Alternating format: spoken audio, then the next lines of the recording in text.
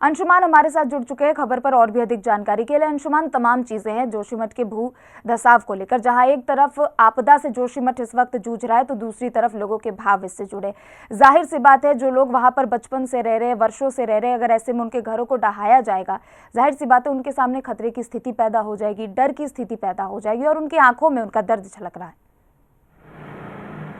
बिल्कुल प्रीति, देखिए निश्चित तौर पर हर कोई जोशीमठ की स्थिति को लेकर परेशान है, चाहे वो पक्ष हो, विपक्ष हो, सरकार हो। हर किसी को ये पता है कि अपने घर को छोड़ना, अपने आशियाने को छोड़ना बड़ा मुश्किल होता है, लेकिन दूसरी तरफ ज़रूरी ये भी है कि उन सभी को बचाया भी जाए, उन सभी को सुरक्षित रखा जाए और उनको दूसरी जगहों पर शिफ्ट किया जाए। लेकिन क्योंकि कल कार्रवाई शुरू हुई थी,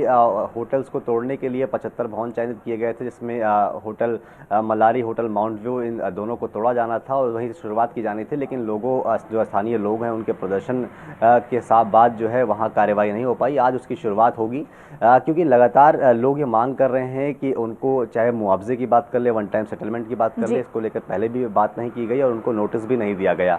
उनको नोटिस दिया जाता और उसके साथ ही उनका जितना भी वहाँ पे जो जगह है जहाँ पे उन्होंने होटल बनाया है, उसका पूरा एक खाका तैयार किया जाता कि आखिर ये कितनी पूंजी लगी है इसमें और कितना मुआवजा उनको मिलेगा। इसको लेकर किसी प्रकार का आकलन नहीं हुआ, इसलिए उनमें एक आक्रोश था और इसके साथ ही ज़्यादा लोग प्रदर्शन करने उतरे। और उसके साथ ही बहुत सारे लोग अभी क्योंकि शिफ्ट नहीं हो पाए हैं, उनके भवनों का भी चिन्हीकरण हुआ है, वो भी तोड़ा जाएगा। तो लोग पहले चाह रहे हैं कि वन टाइम सेटलमेंट हो, पहले सरकार उनसे बात करे और बात करने के लिए तैयार हैं। वो भवनों को तोड़ने के लिए मना नहीं कर रहे हैं, कि उनको भी पता है कि स्थिति जिस तरीके से बन रही है वहाँ पे दिक्कतें आने वाले वक्त में आएंगी ही। और क्योंकि मौसम विभाग ने भी अलर्ट जारी किया है, वहाँ पर बारिश भी हो सकती है। अगर बारिश हुई तो ज़्यादा समस्याएं वहाँ पर हो जाएंगी, क्योंकि अगर दरारों में पानी रिसेगा, दरारों में पानी भरेगा तो उससे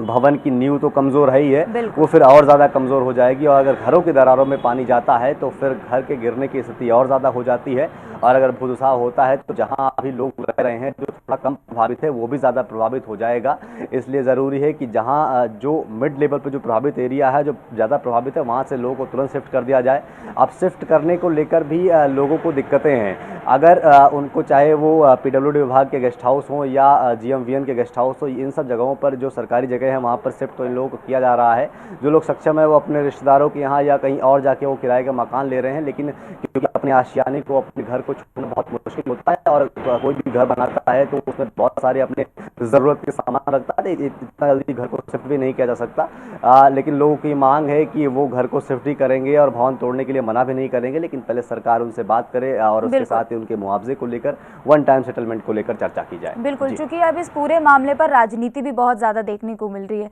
देखिए, जहां एक तरफ जब बुलडोजर से ढहाने के लिए वहां पर लोग मौजूद हुए थे तो वहां स्थानीय लोगों ने विरोध प्रदर्शन करना शुरू कर दिया। स्थानीय लोगों का कहना है कि जब तक हमें लिखित में आश्वासन नहीं मिलता है तब तक हम इन चीजों का विरोध करते रहेंगे। और साथ ही साथ विपक्ष भी सरकार पर निशाना साध रहा है और साथ ही साथ विपक्ष ने बीते दिनों जो 4,000 रुपए प्रति महीने सहायता राशि दी जा रही है, उसे भी लेकर विपक्ष लगातार सरकार पर हमलावर हो रहा है। बिल्कुल प्रीति, देखिए विपक्ष लगातार सरकार पर सवाल उठा रहा है और सरकार की जो कार्रवाई चल रही है उस पर भी सवाल खड़े किए हैं। क्योंकि कल एक डेलीगेशन मुख्यमंत्री पुष्कर सिंह धामी से मिलने गया था, उससे पहले कांग्रेस के प्रदेश अध्यक्ष करण माहरा के नेतृत्व में प्रदर्शन किया गया और ये कहा गया कि अगले पिछले 4 दिन से लगातार मुख्यमंत्री से समय मांगा जा रहा है, लेकिन मुख्यमंत्री ने समय नहीं दिया। हालांकि प्रदर्शन के बाद मुख्यमंत्री पुष्कर सिंह धामी से उन सभी लोगों की मुलाकात हुई। कांग्रेस लगातार ये सवाल उठा रहा है कि 4,000 रुपये की राशि जो दी जा रही है अगले 6 महीने तक, मुख्यमंत्री की तरफ से जब एक बैठक ली गई उसके बाद ये कहा गया कि 4,000 रुपये राशि जो लोग किराए के मकान में रहते हैं उनको दी जाएगी अगले 6 महीने तक, अगर वो जाकर किसी भी किराए के मकान में रहता है एक परिवार को। लेकिन ये कहा गया कांग्रेस की तरफ से कि 4,000 रुपये से ज़्यादा बढ़ाना चाहिए और उसके साथ मुआवजे को लेकर, वन टाइम सेटलमेंट को लेकर भी कांग्रेस लगातार सवाल खड़े कर रही है। और जो वहाँ के स्थानीय लोग हैं उनका ये मानना है कि उनको सही जगह पर वन टाइम सेटलमेंट किया जाए, उनको दूसरी जगह पर विस्थापित किया जाए। हालांकि आपको बता दूं कि 13 तारीख को आपातकालीन कैबिनेट बैठक बुलाई गई है। मुख्यमंत्री पुष्कर सिंह धामी की अध्यक्षता में देहरादून में कैबिनेट की बैठक होगी और इसमें सारे मंत्री मौजूद रहेंगे। आने वाले वक्त में उन सभी को विस्थापित करने के लिए को लेकर दीर्घकालिक नीति क्या होनी चाहिए, केंद्र से क्या मदद ले सकते हैं, राज्य की वित्तीय स्थिति क्या है, इन सब चीज़ों का आकलन करने के बाद और जोशीमठ के अलावा जो और शहर हैं जो पहाड़ पे हैं और जहां पे ऐसी स्थिति बन सकती है, उनको लेकर जो उनकी भार वहन क्षमता है उसके आधार पर पर कोई नया मापन तैयार करना, ये भी इस कैबिनेट का महत्वपूर्ण इसमें निर्णय हो सकता है, क्योंकि ये सिर्फ जोशीमठ का ही मामला नहीं है। वो फिर आप चाहे मसूरी ले लीजिए, वो नैनीताल ले लीजिए, वो उत्तरकाशी ले लीजिए, टिहरी ले लीजिए, यहाँ भी इन सब शहरों में भी दिक्कतें ऐसी कई बार आई हैं, कई घरों में, कई खेतों में, वहाँ पर भी दरारें हैं, क्योंकि उनकी जो भार वहन क्षमता है उससे ज़्यादा वहाँ का निर्माण कार्य हो जाता है। कई निर्माण कार्य वहाँ चल रहे हैं, क्योंकि जोशीमठ में निर्माण कार्य के चलते ही एक बड़ी वजह मानी गई कि वहाँ पर दरारें ज़्यादा आ रही हैं। वो वजह थी एनटीपीसी की योजना, जो तपोवन विष्णु घाट परियोजना चल रही है, और वो कई सालों से वो परियोजना चल रही है। जब उस परियोजना की शुरुआत हुई थी तब से ही वहाँ के लोगों ने प्रदर्शन किया था, लोगों ने विरोध किया था कि अगर ये परियोजना ऐसे चलती रही और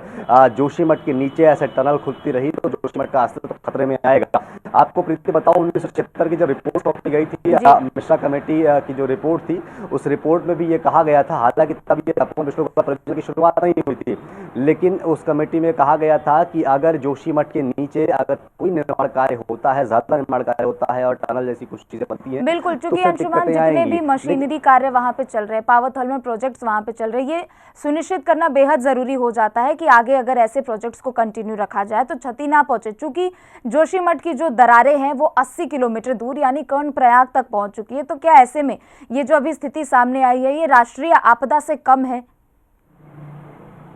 बिल्कुल, देखिए आकलन करना बहुत ज़रूरी है प्रीति, क्योंकि अगर ऐसी स्थिति रही तो सिर्फ ये जोशीमठ का ही नहीं, जोशीमठ के साथ साथ उत्तराखंड के अलग अलग शहर जो पर्यटन के लिहाज से, उसके साथ धार्मिक लिहाज से, आर्थिक लिहाज से बहुत महत्वपूर्ण स्थान रखते हैं, वहाँ पर खतरा मंडराएगा और फिर वो राष्ट्रीय आपदा की स्थिति हो जाएगी। कि अभी एक शहर की बात है, लेकिन उसके साथ ही अगर अलग अलग शहरों को देखें तो वहाँ भी ऐसी समस्याएं आ रही हैं। लेकिन उसके साथ ही मुख्यमंत्री पुष्कर सिंह धामी इसको लेकर संवेदनशील जरूर है और उन्होंने कहा है कि जोशीमठ के साथ साथ जो और शहर हैं उनका भी आकलन किया जाएगा और उसके लिए भी एक जांच टीम लगाई जाएगी जो जाकर उन सब जगहों का भी आकलन करे। और जब ये 13 तारीख को कैबिनेट की बैठक बुलाई गई है तो कैबिनेट में इस बात पर चर्चा होगी कि जितनी भार वहन क्षमता है, क्योंकि विकास विनाश का कारण बिल्कुल नहीं बनना चाहिए अगर पहाड़ी क्षेत्र में, क्योंकि देखिए बहुत सारी चीजें हैं, सवाल भी खड़े होते हैं। अगर वहां पे निर्माण कार्य को लेकर जो भवन निर्माण का एक क्राइटेरिया है उसके आधार पर अगर भवन बनाए जाएं तो बेहतर है। एमडीडीए वहां पर क्या करता है, अगर वहां पे 2 तल्ले मकान आपको बनाने हैं और आप फिर 5 तल्ले बिल्डिंग कैसे खड़े कर सकते हैं वहां, क्योंकि होटल्स इतने बड़े वहां पे बन जाते हैं और जब भार वहन क्षमता उतनी ज्यादा वहां पे नहीं है तो वहां का लोकल प्रशासन, एमडीडीए, इनकी वहां पर गलती है। उनके लिए जवाबदेही की बात है कि वो जवाब दें कि आखिर ऐसे भवन रातों रात तो बन नहीं जाते हैं, तो वो किसकी इजाजत से बनते हैं, उस पर सवाल खड़े होते हैं। इस पर सरकार पर भी सवाल खड़े होते हैं और इसके साथ ही इसको लेकर पूरा एक ठोस कानून होना चाहिए कि पहाड़ की स्थिति को देखते हुए, क्योंकि ग्लेशियर पिघलने के बाद जो मलबा बसता है उस पर बसा हुआ जोशीमठ शहर है, तो वहां की मिट्टी उतनी मजबूत नहीं है, वो पहाड़ उतने मजबूत नहीं है। अगर पहाड़ उतने मजबूत नहीं है तो उस पर इतने भारी निर्माण कार्य अगर होंगे, क्योंकि तपोवन विष्णु घाट परियोजना जो है उसमें जो टनल बनाई गई है क्योंकि वो पूरा नीचे जब टनल बनाने के लिए जब सुरंग पूरी वो खोदी गई तो उससे ऊपर की स्थिति कमजोर तो होगी ही। और जब आज क्योंकि 3 दिन का बारिश का अलर्ट है, क्योंकि अभी की स्थिति की बात कर रहे हैं, अगर बारिश होती है तो वहां पर स्थिति और नाजुक होगी।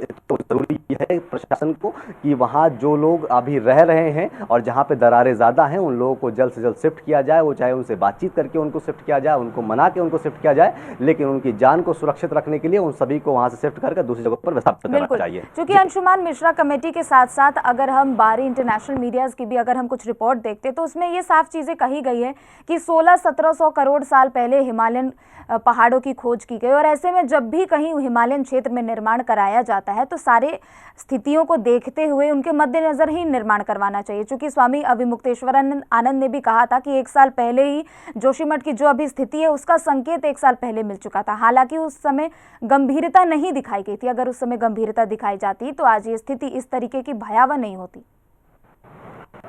बिल्कुल, और कई सर्वे रिपोर्ट भी हैं प्रीति, और सर्वे रिपोर्ट ये कहती हैं कि आने वाले वक्त में उत्तराखंड के अलग अलग शहरों की भी स्थिति ऐसी होगी और उसके साथ ही हिमालय पर भी खतरा मंडराएगा। हिमालय का भी अस्तित्व आने वाले वक्त में खतरे में आएगा, क्योंकि टिहरी डैम जब बना, टिहरी डैम के बाद टिहरी को विस्थापित किया गया, नई टिहरी बसाई गई और डैम बनने के बाद वहाँ की जो टिहरी की स्थिति है, आपको टिहरी में अलग अलग जगहों पर दरारें देखने को मिल जाएंगी, बहुत जगहों पर दरारें मिलेंगी। ऐसे ही चाहे आप कर्णप्रयाग रेलवे लाइन को लेकर ले लीजिए, ऑल वेदर रोड जहां पर बन रही है, ऑल वेदर रोड को लेकर भी जहां निर्माण कार्य ज़्यादा हो रहे हैं, जहां पर पहाड़ों पे कटान हो रहे हैं, वहां पर भूस्खलन की स्थिति, आप जब बारिश का मौसम आता है हम सभी लोग देखते हैं, क्योंकि अगर मैदानी क्षेत्र में देखें तो पहाड़ की स्थिति को नहीं समझ सकता है, तो पहाड़ इसलिए जो है बड़े बड़े इंजीनियर्स उसमें लगते हैं। और जब क्या होता है कि वो पहाड़ कमजोर हैं, वो मजबूत पहाड़ नहीं है, वो ठोस पहाड़ नहीं है, तो जब पहाड़ का कटाव होता है तो उसको मजबूत होने में समय लगता है। तो जब मजबूत वो नहीं हो पाते हैं, उसको समय नहीं मिल पाता है और ज्यादा निर्माण कार्य होते हैं, तो वहां पर भूस्खलन होता है, बड़े बड़े बोल्डर्स रास्ते में गिरते हैं। जब चारधाम की यात्रा होती है, आपने भी सुना होगा और सभी लोग जानते हैं कि कहीं पर भूस्खलन हो गया, कहीं पर बड़े बोल्डर्स आ गए, वो किस वजह से होते हैं कि निर्माण कार्य जब होता है वो पहाड़ पक्के नहीं होते हैं, और जब बारिश होती है, हल्की बारिश होती है, तो ऊपर से बोल्डर्स आ जाते हैं, ऊपर से लैंडस्लाइड हो जाता है, और लैंडस्लाइड में कई लोगों की जान भी चली जाती है। ये खबरें सामान्य है, क्योंकि उत्तराखंड आपदा के दृष्टि से बहुत प्रभावित इलाका हो जाता है, बहुत प्रभावित प्रदेश हो जाता है। और जोशीमठ की जब बात कर ले तो सिस्मिक जोन 5 में जोशीमठ आता है, और जोशीमठ आपदा के लिहाज से बहुत ही संवेदनशील पूरा शहर है, तो वहां पर ऐसे इस तरीके के निर्माण कार्य नहीं होना चाहिए। बन रहा है, हालांकि सारे काम को रोक दिया गया है। एशिया का सबसे बड़ा रोपवे और को जोड़ने वाला जोशीमठ में स्थित है, तो धार्मिक दृष्टि से देखें, सांस्कृतिक दृष्टि से देखें, आर्थिक अंशुमान, अगर जोशीमठ से हम राजनीति को अगर थोड़ा अलग हटा कर देखते हैं, तो ऐसे में जो मुख्यमंत्री की तरफ से तमाम प्रयासरत कोशिशें की जा रही है और तमाम जो सहायता राशि दी जा रही है, क्या उससे ये आकलन लगाना बेहद आसान हो जाएगा? क्योंकि प्रभावित परिवारों की संख्या बहुत ज़्यादा और ऐसे में उनकी स्थिति भी बहुत ज़्यादा अभी दयनीय हो चुकी है, तो क्या इन चीज़ों से उनकी स्थिति स्थिर हो सकती है? और जाहिर सी बात है, इस पर अभी और काम करना बेशक ज़रूरी है।